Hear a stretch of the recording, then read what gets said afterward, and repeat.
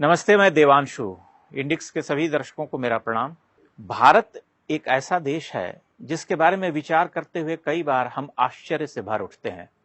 इतने व्याघातों और इतने आक्रमणों आघातों को झेलने के बाद भी यह देश बचा हुआ है। हमारी चेतना उसी तरह से धार्मिक है, हमारा अध्यात्म भी जीवंत है और हमारी भारतीयता भी जीवित है। इसे जब हम देखते हैं तब हम एक कौतुक से भर उठते हैं कि भला ये कैसे संभव है कि जिस देश पर इतने आक्रमण हुए, इतनी बार उसे तोड़ने की कोशिश की गई, वह भला कैसे बचा रहा। दिल्ली जैसे महानगर में लगभग 3 दशक से रहते हुए और कभी कभार ही देश के ग्रामीण इलाकों की यात्रा करते हुए मैं इस भूमि से लगभग कटा रहा। लेकिन भारत एक भिन्न देश है। आप उसकी तुलना किसी यूरोप और अमेरिकी देशों से नहीं कर सकते हैं। वहाँ के जो गांव हैं, वहाँ और वहाँ का जो शहर है, उन दोनों में कोई सांस्कृतिक फांक उस तरह से नहीं दिखाई देती है जितनी यहाँ दिखाई देती है। लेकिन भारत की एक विलक्षणता यह भी है कि यहाँ आप बड़े महानगरों में रहते हुए भी ग्राम्य जीवन को सहज रूप से अनुभव कर सकते हैं, उसे देख सकते हैं। मैंने यहाँ अति साधारण लोगों के बीच रहते हुए इसे अनुभव किया और मैंने पाया कि जो ग्राम्य जीवन है, जो भारतीयता है, वह यहाँ पर वैसे ही व्याप्त है जैसे भाषा में वर्ण या अनुस्वार व्याप्त होते हैं। किसी बुझते हुए घूरे को देखकर हम मान लेते हैं कि यह ठंडा पड़ चुका है, किंतु जरा सा कुरेदने पर राख के नीचे से लहकती काष्ठाग्नि दिख पड़ती है। उसे प्रज्वलित करने के लिए कुछ हल्के फुल्के फूस की जरूरत होती है, जिसे हम देश के अर्थ में परिस्थिति कह सकते हैं। हाँ, परिस्थितियां भारत में महत्वपूर्ण पक्ष हैं। यहां काल कोई टूटा हुआ उल्का पिंड नहीं जो चमक कर नष्ट हो जाए। वह आकाश गंगा की तरह एक सातत्य में रहता है। संघर्ष उसके शाश्वत हैं। काल एक रेखा में बहता हुआ अनेक आंतरिक संघर्ष से तपता रहता है। उसे ड्राइव करने वाली कोई एक मुखी सत्ता नहीं होती, वह अनेक मुखी शक्तियों को साथ लिए चलता है। आप भारत में घूमने जाइए, आपको कोई यूनिफॉर्म कल्चर, विशेषकर वेस्टर्न शिष्टता के अर्थों में नहीं दिखाई देती। आप 10 मिनट में 20 भिन्न लोगों से मिल सकते हैं। उनमें से कुछ अत्यंत आत्मीय, आपके भाई बंधु जैसे, आपके आत्मारूप, और कुछ आपके स्वभाव से सर्वथा भिन्न हो सकते हैं। आपको दूसरी प्रकृति के लोग खिन्न भी कर सकते हैं, लेकिन पहली प्रकृति ही प्रभुत्वशाली है। किसी महादरिद्र अति साधारण में आप महादानी करुणा विगलित मनुष्य को पा सकते हैं। आप देखते हैं कि कोई महाशिष्ट है, अगला अतिशिष्ट, इतना शिष्ट कि आपके कल्चर्ड होने का आत्माभिमान तक चूर हो जाता है। उसमें आपसे अधिक सदाशयता होती है। इस देश में घूमते फिरते हुए यही अनुभव किया जा सकता है कि यह एक विशिष्ट भूमि है। दुर्भाग्य से जिसका आत्मविश्वास तोड़ दिया गया, पिछली कई शतियों के संघर्ष, प्रहार, ध्वंस, बर्बरता ने इसका बहुत कुछ छीन लिया। फिर जब कथित स्वतंत्रता मिली भी, तो शतियों से संघर्षरत देश को संस्थागत तथ्यात्मक ऐतिहासिक झूठ, जो कि सबसे घातक सिद्ध हुआ, गंगा जमनी तहजीब के लेमन जूस खिलाकर उसका हर विश्वास छीनकर, उसे भयाक्रांत कर, घूसखोरी भ्रष्टाचार को सहज कर नष्ट कर दिया गया। वह एक ठगा हुआ देश के रूप में खड़ा हो गया, जिसकी अपनी कोई दृष्टि ही नहीं रही, जिसके लिए अकबर भी महान था, राणा प्रताप भी महान ही थे, नेहरू, गांधी जैसे लोग तो खैर महानतम ही रहे। इतने महान कि यह देश राम का न होकर गांधी का होकर रह गया। आश्चर्य, यह गांधी का देश है। आश्चर्य है कि आज भी भारत की एक विशाल जनसंख्या नहीं जानती कि उसके प्राचीन मंदिर कैसे टूटे। पिछले 70 वर्षों की देन यह है कि भारत एक भ्रमित देश के रूप में पनपने लगा।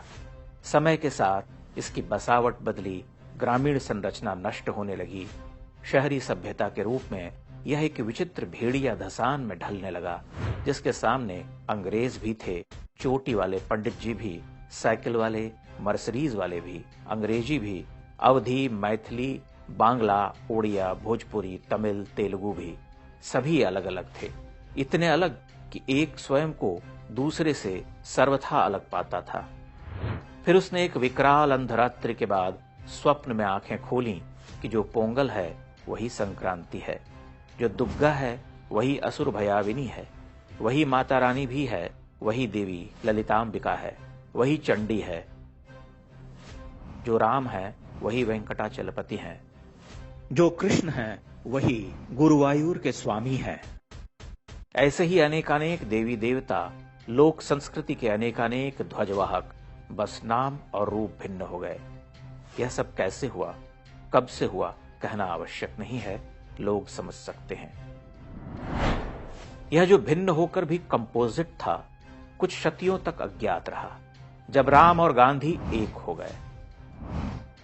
अकबर महान हो गया, औरंगजेब त्यागी हुआ, टीपू स्वतंत्रता सेनानी बना, अलाउद्दीन खिलजी अर्थव्यवस्था का सुधारक, तो फिर शेष क्या रहा? वह भला किस पर गर्व करे? जब गालिब और मीर 150 गजलें और नज्म लिखकर वाल्मीकि, व्यास, कालिदास और भवभूति, श्री हर्ष जैसे अगणित महाकवियों के समक्ष खड़े हो गए, तो सब बराबरी पर आ गए।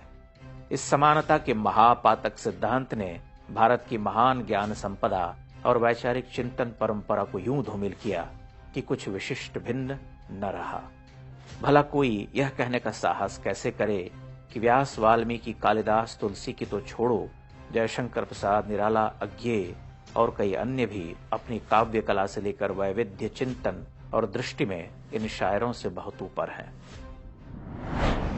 व्यास, वाल्मीकि, कालिदास केवल महान कवि, नाटककार ही नहीं, लेखन कला और विद्वत्ता के प्रतीक ही नहीं, शास्त्रज्ञ ही नहीं, केवल बौद्धिक विमर्श के उज्जवल पक्ष ही नहीं, बल्कि ये सब ऐसे नक्षत्र थे जिन्होंने भारत के लोक को अनेकानेक सम्राटों, नायकों की कथा से जीवंत रखा और ये आदर्श बने। आवश्यक नहीं कि आने वाली सदियों में सभी संस्कृत में ही लिखने रचने वाले रहे हों, वे किसी भी भाषा में लिखते रहे, कहीं की भी सत्ता संभालते रहे, शतियों से एक सूत्री आदर्श से जुड़े रहे। महाराणा कुंभा, महाराणा प्रताप, शिवाजी महाराज, बाजीराव पेशवा जैसे 50 उदाहरण सामने हैं। यह परंपरा स्वाधीनता संग्राम तक चलती रही, अगणित नायक हुए, किंतु आजादी के बाद जैसे भारत का कंठ मोक दिया गया, ऐसे झूठ लिखे, पढ़े और रचे गए कि 70-80 वर्षों में ही भारत की रीढ़ टूट गई।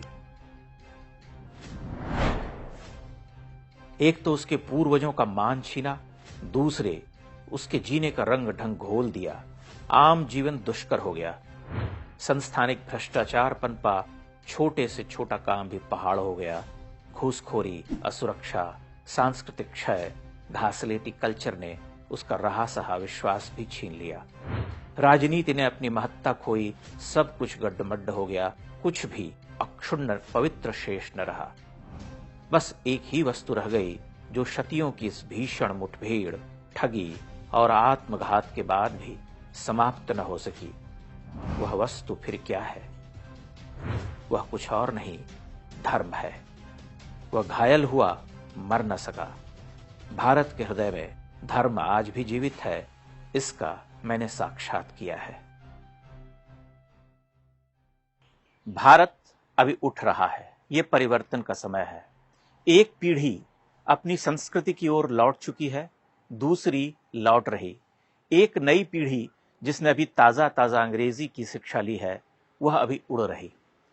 लेकिन ये संघर्ष जारी है, चल रहा है। महानगर से लेकर छोटे देहात, गांवों तक आप इस संघर्ष को देख सकते हैं। मानो कोई विशाल नदी ऊपर नीचे मध्य में शत शत घूर्णावत तरंगों के साथ बही जा रही हो।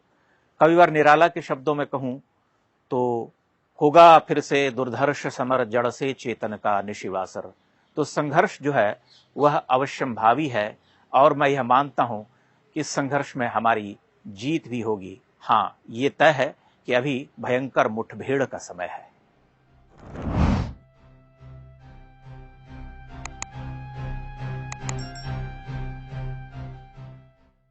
इंडेक्स ऑनलाइन के वीडियो समाज को समर्पित हैं। आप इनको डाउनलोड करके जैसे चाहे वैसे प्रयोग कर सकते हैं। चाहे तो आप हमारे टेलीग्राम चैनल से जुड़ सकते हैं, वहां सारे नए पुराने वीडियो आपको मिल जाएंगे। हमारे सोशल मीडिया लिंक हर वीडियो के डिस्क्रिप्शन में होते हैं। हमारा एकमात्र उद्देश्य हिंदू समाज को जागृत और एकजुट करना है। इसमें सहभागी बने। धन्यवाद।